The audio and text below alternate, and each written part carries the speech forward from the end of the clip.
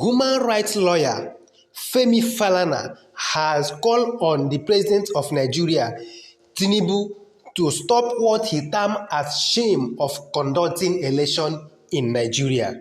Femi Falana did this on a live TV. Good evening, good afternoon, good morning, depending where you're watching this video from. And the time you're gonna see this video, I remain my humble self, the Eichmann. If you're coming across my page and my channel for the first time, I would like you to share my videos. Drop your comment at the comment section. Give the videos a thumbs up and remember to follow and subscribe to my YouTube channel. I remain my humble self. You guys rock. My question to this request this man is making from Tinubu right now is, can somebody give what he doesn't have? Calling on the Mr. President to stop the shame, according to him, in conducting election in Nigeria. Is it not the same pattern they use in bringing him into office is what this our human rights lawyer is calling him to stop? How can that happen?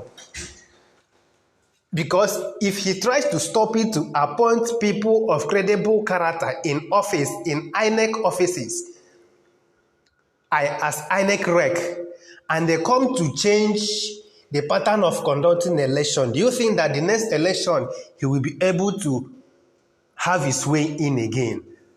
Well, I thank God for him. He has also done his work by speaking up. It's not left for the president in power to know whether he will change the pattern of conducting election in Nigeria, because this has been the way Nigeria has been conducting election. There's no change. And now, calling him to bring the change, to change the pattern that brought him to office, I'm not seeing that being possible any longer. What we need to change is, in fact, all the leaders we have now, we need to change them before things will change in Nigeria. But let's sit that and see what this man have said and what is advising Tinubu to do to change the pattern of conducting election in Nigeria. Human rights lawyer Femi Falana has called on President Bola Tinubu to end what he termed as the shame of bad elections in Nigeria, which must stop. Falana made this appeal during an interview on Channel TV on Friday. He pointed out that various administrations in Nigeria have established electoral reform committee, but their suggestions have not been put into action. Falana emphasized that the appointment of card-carrying members of political parties or parties loyalists as resident electoral commissioners or national commissioners has complicated INEC capacity to conduct credible election. He said, the commitment to have credible election in 2027 and the shame of bad election in Nigeria must stop. And President Tinubu has a duty not to only be encouraged INEC to conduct good election. He must also ensure that his promises to have credible election in Nigeria is being kept. As a matter of fact, since 2007, successive regimes in Nigeria, the Yar'Adua regime, the Jonathan regime, and the Buhari regime, have all set up electoral reform committee or panel to make recommendations that will assist the government to have credible elections.